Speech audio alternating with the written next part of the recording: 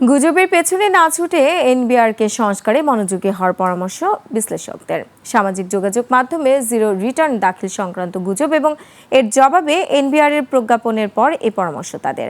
করদাতাদের মাঝে ভীতি ছড়ানোর বদলে তাদের আস্থায় নিয়ে কর জাল সম্প্রসারণের কথাও বলছেন বিশ্লেষকরা। মেহেদী হাসানের রিপোর্ট। রিটার্ন পূরণে সবকটি ঘর শূন্য হিসেবে পূরণ করে রিটার্ন দাখিল করা যাবে মর্মে খবর ছড়িয়েছে সামাজিক যোগাযোগ মাধ্যমে। বিষয়টি এনবিআর এর নজরে এলে এসব ভ্রান্ত ধারণার ভিত্তিতে আয়কর রিটার্ন দাখিল না করার আহ্বান জানিয়ে প্রজ্ঞাপন জারি করে সংস্থাটি। জানায়, আয়কর রিটার্নে আয় ব্যয়, সম্পদ ও দায় সম্পর্কিত সঠিক তথ্য না দিলে 5 বছর পর্যন্ত কারাদণ্ডের বিধান রয়েছে। বিশ্লেষকরা বলছেন, কোনো কর বর্ষে আয় না থাকলে আয়কর দিতে হবে না, কিন্তু জিরো রিটার্ন নামে কোনো ধরনের রিটার্ন দাখিলের সুযোগ নেই। এ নিয়ে এনবিআর বা গণমাধ্যমের অযথা ভীতি ছড়ানো ঠিক হবে না।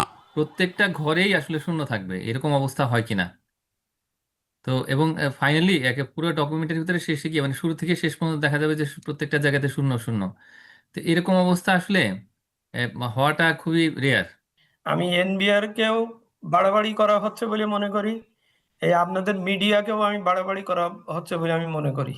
কারণ এটা একটা এমন একটা বিষয় না যেটা দেশের রেভিনিউ খাতের এত বড় বড় সমস্যা রয়ে গেছে, সেগুলো কিভাবে সংস্কার হচ্ছে কি হবে না সেইটা নিয়ে সকলের আগ্রহ থাকা উচিত। বাংলাদেশে এনবিআর এর ব্যাপারে করদাতাদের মাঝে এমনিতেই ভীতি কাজ করে। এ ধরনের জেল জরিমানার ভয় দেখালে মানুষ আরও এনবিআর বিমুখ হবে। তার রিটার্নটা আমি গ্রহণ করলাম না, হয়ে যেতে পারে বাতিল করে দিলেই হয়।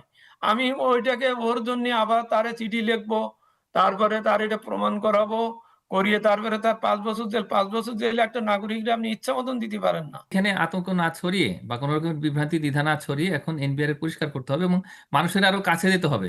এসব কাজে সময় ব্যয়ের বদলে এনবিআরকে বিভিন্ন ক্ষেত্রে সংস্কার ও অটোমেশনে গুরুত্ব আরোপের পরামর্শ বিশ্লেষকদের। মেহেদী হাসান, 21 টেলিভিশন, ঢাকা।